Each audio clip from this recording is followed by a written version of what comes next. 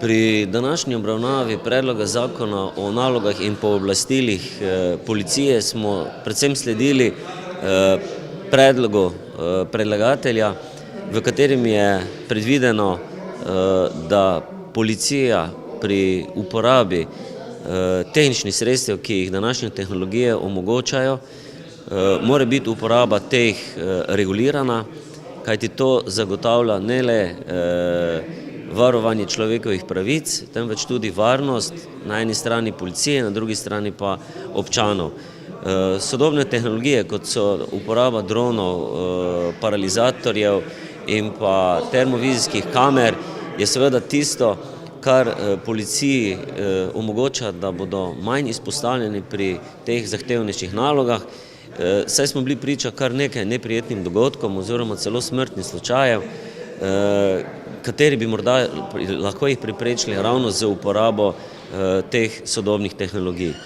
V nadaljevanju smo pa potem obravnavali tudi zakon o redarski službi. Tu smo nekako sledili pobudam redarskih služb lokalnega okolja. Predvsem smo poudarili, da je potrebno opredeliti, kaj so naloge policije, ki je v ingerenciji države, in kaj so naloge redarskih služb, ki so pa v ingerenciji lokalnih skupnosti. Ker gre za prepletanje nekaterih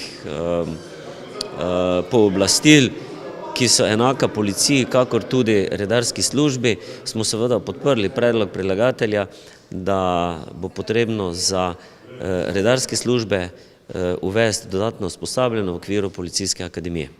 Zakon o osebni asistenci je bil sprejet, pripravljen pravzaprav po dolgih letih usklajevanja in glede na to, da so sodelovale pri pripravi tudi invalidske organizacije, predstavniki invalidov, je bil tako v Državnem svetu kot na odboru Državnega zbora sprejet z veliko večino oziroma soglasjem. Gre za akt, ki priznava invalidom pravico do odločanja, do samostojnega življenja v domačem okolju in enako pravico kot vsem ostalim državljanom, da lahko živijo na način, kot želijo.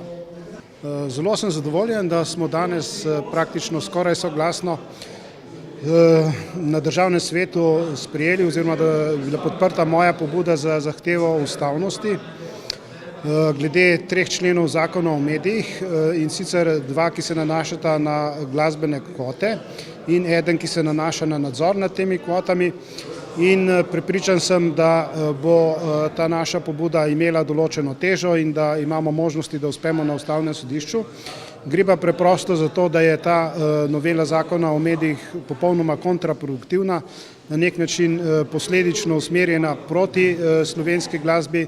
Namreč, kaj se dogaja, pada pri nekaterih medijih poslušanost, kar je gotovo v nasprotju s cilji zakona o medijih, poleg tega pa se vrti tudi veliko slovenske glasbe v dnevnem času, ki je pod vsako ravnijo kakovosti in tako mlade kot starejše poslušalce pravzaprav odvrača od slovenske glasbene besede.